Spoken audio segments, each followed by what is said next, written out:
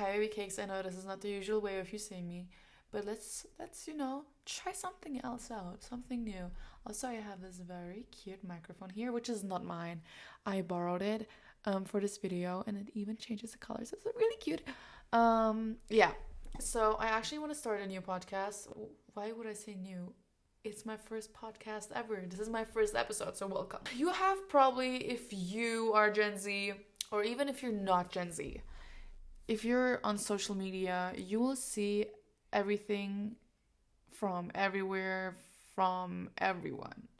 You will see bougie cars, bougie bags, bougie this, bougie that, even bougie animals and bougie pets. And I guess that we can maybe all admit that we have been maybe at least once jealous of other people's life, of things that other people have, maybe object wise, or maybe even relationships in their lives, which you and I maybe don't have, or maybe not as perfect looking, right? So, what I want to talk about is taking that jealousy and forming it into motivation. This sounds ridiculous, but let me give you an example. I remember a few years ago, there was this one girl in my class. If she sees this, shout out, girly. I remember when I first met her, I was like very jealous of her because of the way she was speaking. Well, no, actually, I was very jealous of her for existing. Let's start there. And I realized that I was very jealous of her and asked myself after, I don't know, a few days, why am I actually jealous of this girl? What is she doing that is bothering me so much that it is resulting in this jealousy that I'm feeling? So I realized that I was very jealous of her whole being as a person, but more specifically about the way she talks, because she was way more like her brain had this extra storage of vocabularies that I have never heard of in my entire life. So in the back of my mind, I was like, oh, I want to speak like her. So that's why I formed this jealousy. And that's what a lot of people do. They see something nice and they're being miserable with themselves and they start hating. Instead of taking that as a source of motivation.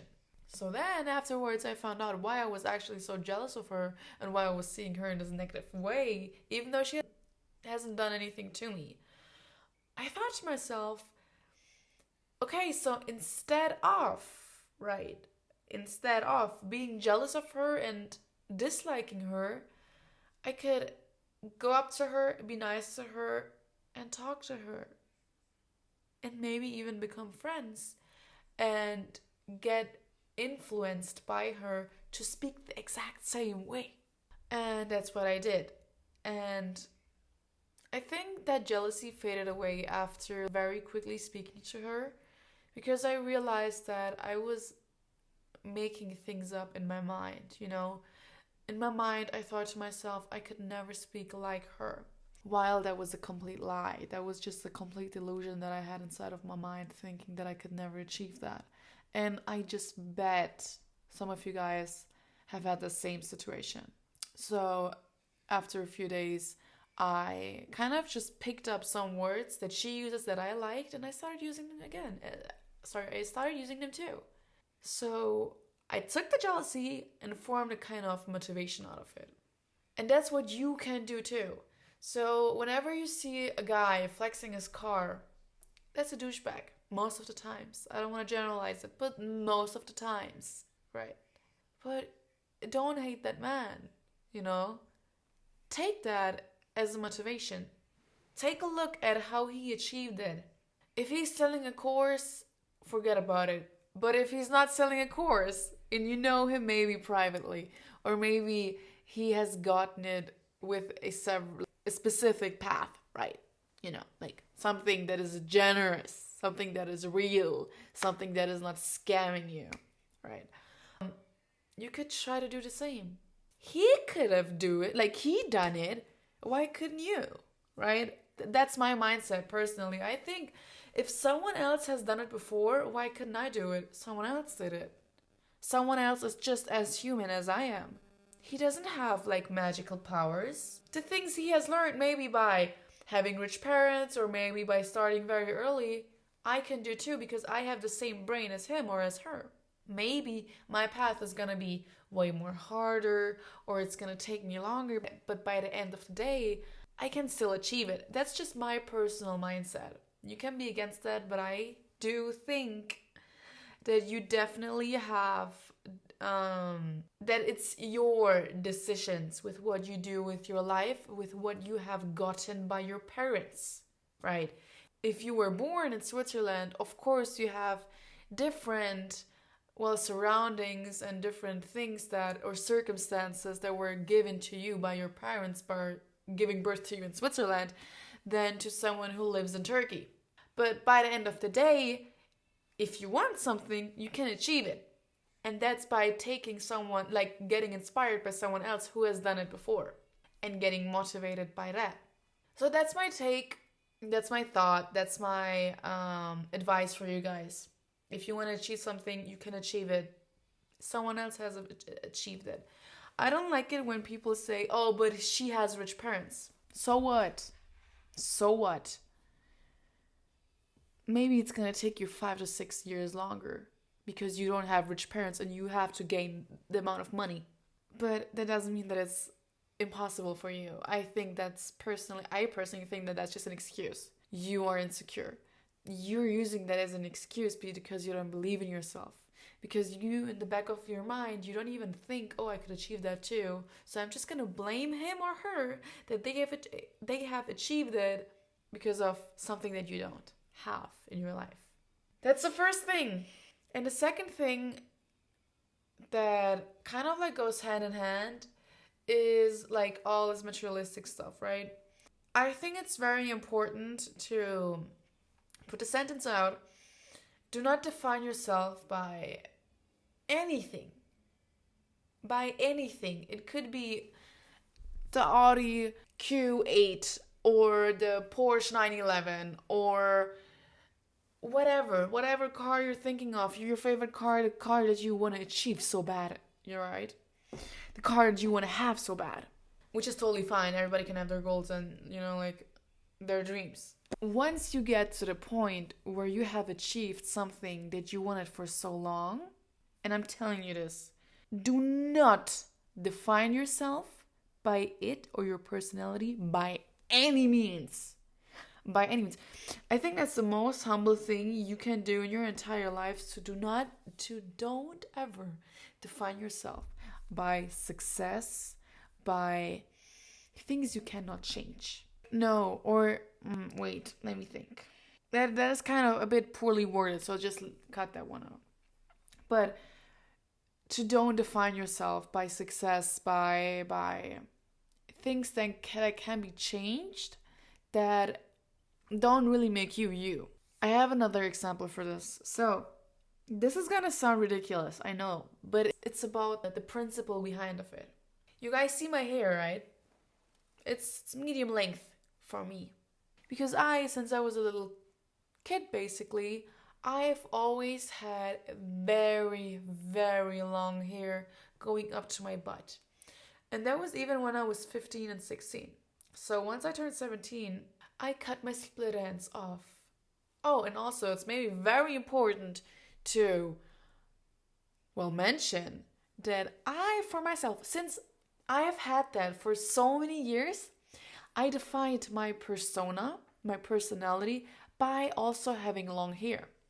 So when someone would have asked me, hey Nadine, can you please draw a picture of yourself and write everything that comes into your mind that makes you you, having long hair would have maybe been top 3.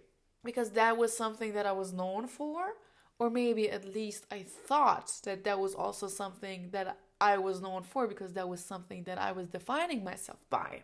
So I also, of course, thought that other people define me by that.